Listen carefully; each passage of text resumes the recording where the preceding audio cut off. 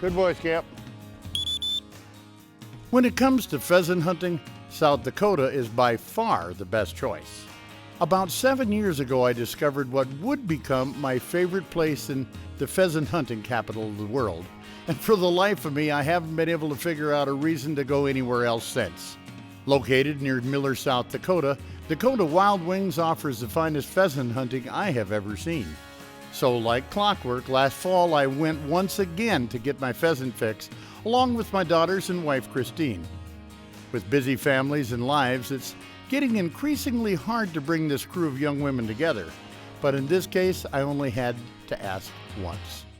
Now, before we get too far ahead of ourselves today, I have to admit there's a story within today's story that really pulls at this old man's heartstrings. There comes a point in every dog owner's life when an uncomfortable truth hits you. The realization that your old familiar partner, the one you've spent countless hours hunting and hanging out with, won't be physically able to do this much longer. And I'm getting closer and closer to that point with Scamper, my 12-year-old Springer Spaniel.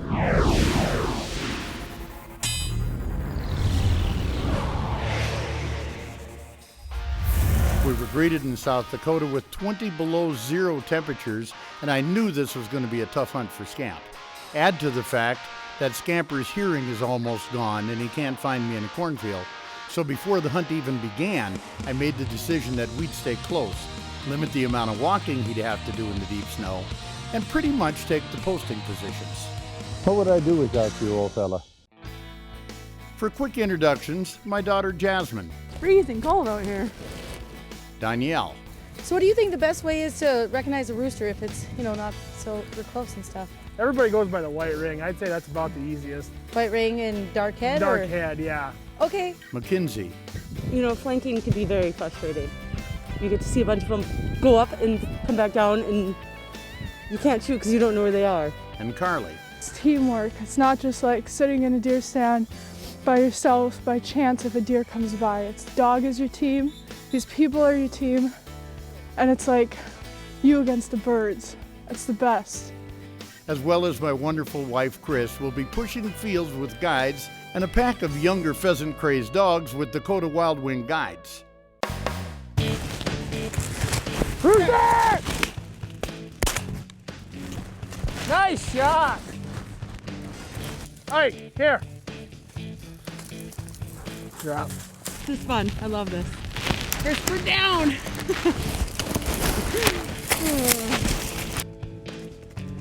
Rooster right for you, Daddy! Nice! See the proof of the feathers? Well, Donnie's got the quick moves. What? Said you got the quick moves. We're in our first drive of our first morning of pheasant hunting in South Dakota. Temperature was 17 below zero this morning, not counting wind.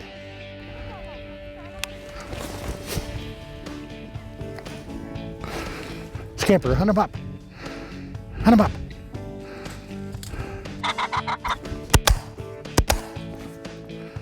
Oh, Dad! Woo! Catch him up, Scamp. Good boy, Scamp. Oh, hen! Hen! Thank you. This is Jaz's third hunt. The first time she was about 15. And took them to all three of them to a game farm. And she just loved it. And then a few years ago, the four girls came out when KARLEE was just 12. And they came out here to hunt. And it was colder than this even, if you can believe it. Rooster! Did I get that, or did it just, no? Yeah. Oh, hen!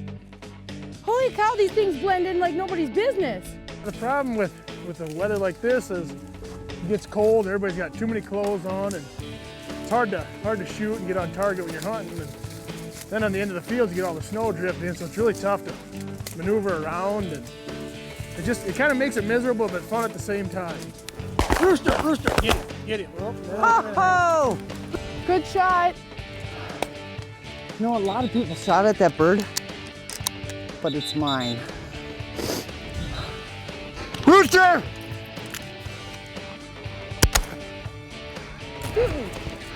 That's a rooster! Shoot him!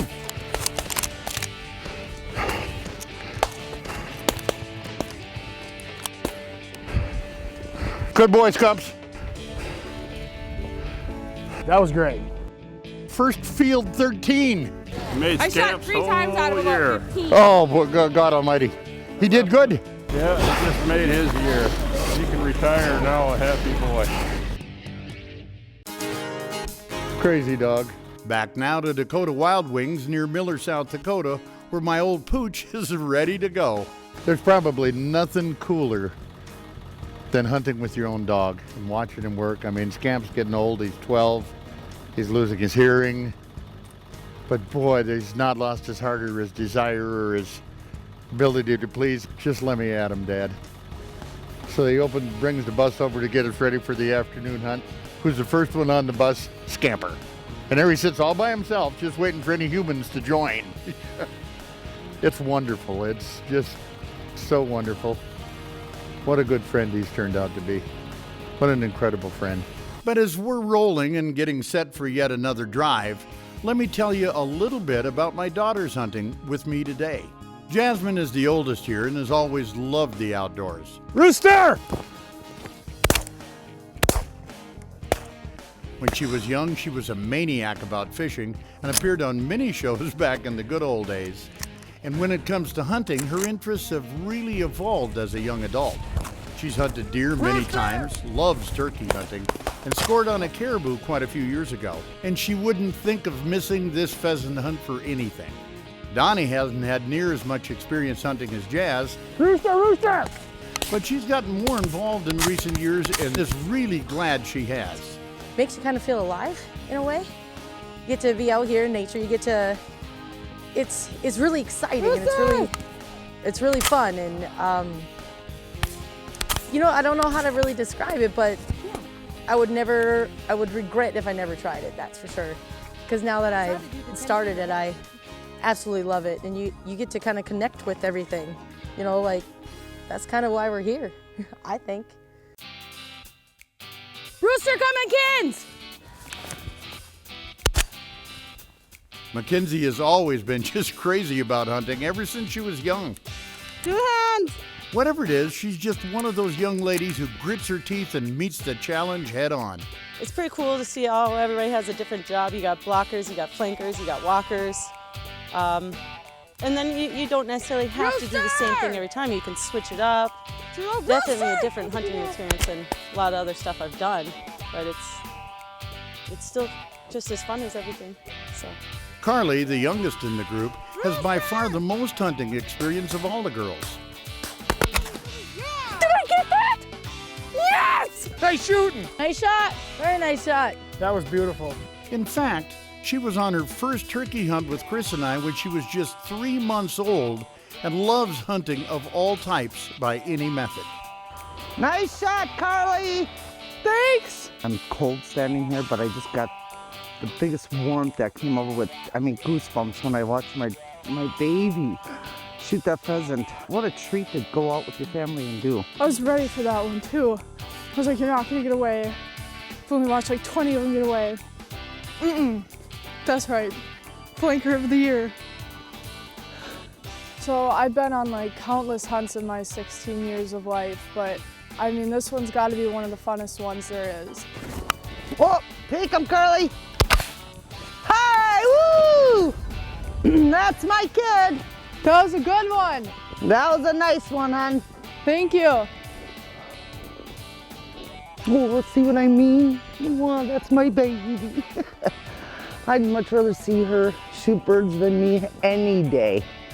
It's a different way of having fun. Not that I don't like deer hunting, not that I don't like stalking mule deer, but I mean, this is one way of having a total blast. It's like going to a party and having so much fun because there's a million people and a million birds and a million dogs, and it's just the best.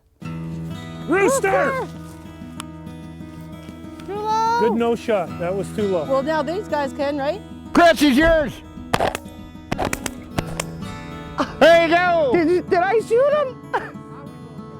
Oh, yay! Yay, it's about time, yay! That's cool. And look, it's my baby bringing it back to me. Bring it here, Scamp. That a boy, Scamp. The old bugger still has it when it comes to finding a downed bird and retrieving it. I guess the last thing on his mind is retiring just yet. There's probably nothing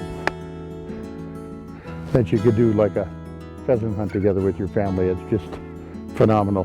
But the one who loves it the most is Scamp. I've never seen a dog like that before. He's amazing.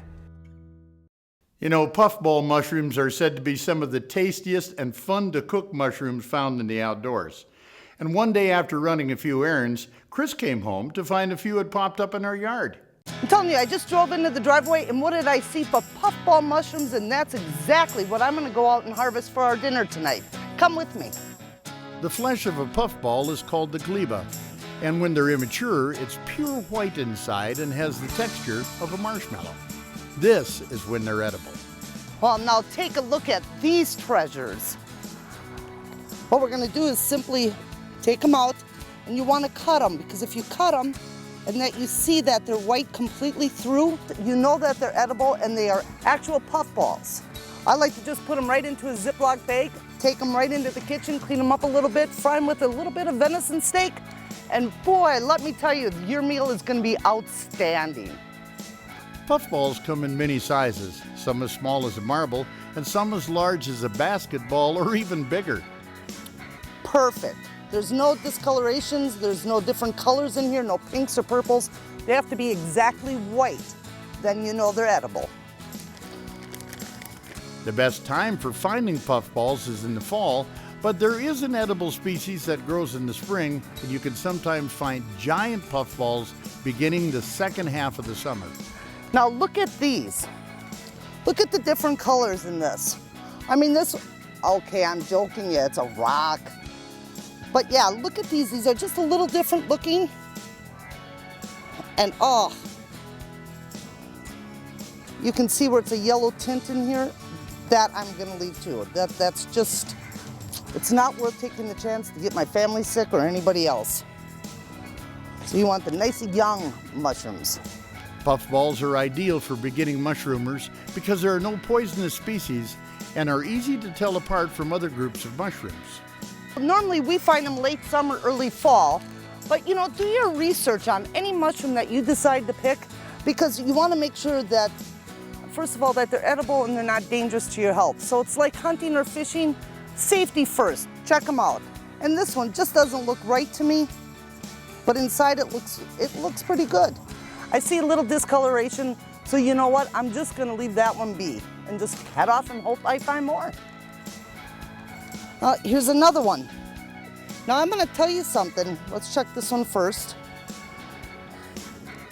Now, when you get these back into the kitchen, this is what I normally do. I'll take the outside coating off of it, peel that off, because sometimes it will upset some people's bellies. So get rid of the outside skin and just simply saute it with some garlic butter and put it over your elk steaks or your venison, or just add it into any cooking recipe that calls for mushrooms, and it'll work great for that. Hey, thanks so much to everybody out at Dakota Wild Wings, where once again the pheasant hunting was phenomenal. The lodge, the people, the guides, I couldn't name a better place for friends or families to get together and take part in the pheasant hunting tradition. Today we kicked off the show hypothesizing that this could have been Scamper's grand finale pheasant hunt. And before we go, I'd just like to take you back to one hunt that I'll never forget, where just he and I got together on our property for some grouse hunting. For those of you who are dog owners, I'm sure you can understand why, in this particular case, we chose to depict Scamper as having a voice of his own. Are you ready, Don? Yes, sir, I am. Okay, Scamp. All right, bud. Hunt him up. Get ready, buddy. Get ready. Oh, good boy, babe. We got him. Oh, that's my boy. Seriously, good shot, dude. Sometimes he's the biggest whiff master a dog ever had. Come on. Hey, I put him right up to you. That did really good there, Scamp. I could just puke. Here comes the apology. Sorry, buddy. There's a little thing called practice. You should try it sometime. There, right there. What's he gonna say this time? Somebody loaded my gun with blanks, Scamper. Just kill me. I had a clear shot at that one, and the shot never got to him. And that's the truth. Okay, I'm not looking. Just shoot me. Yeah, baby. Dead bird. Fetch him up. I'm on it. I'm on it. Oh, that's my boy. I knew you'd get him. Come on, fetch him up. Come on, buddy. Oh, what a way to end the day. You don't want to quit, do you? Way to point out the obvious. He just loves to hunt. What a buddy. Scamper, scamp, scump. We call him different things depending on the moment. On today's South Dakota pheasant hunt, he retrieved a number of birds, and it just warmed my heart to watch him. He loves it. Despite losing physical abilities that he once had, he's still got every bit the heart and desire as he ever had. And even though I know the inevitable will soon be upon us, and this might very well have been Scamper's last hurrah, I cross my fingers and dearly hope that it wasn't. Likewise, the clock is ticking away at us all. I guess the lesson here is to be thankful and cherish the wonderful times we are able to share hunting with every member of our families. I'm Babe Winkelman. Thanks for joining us today, and until next time, everybody, hey, good hunting.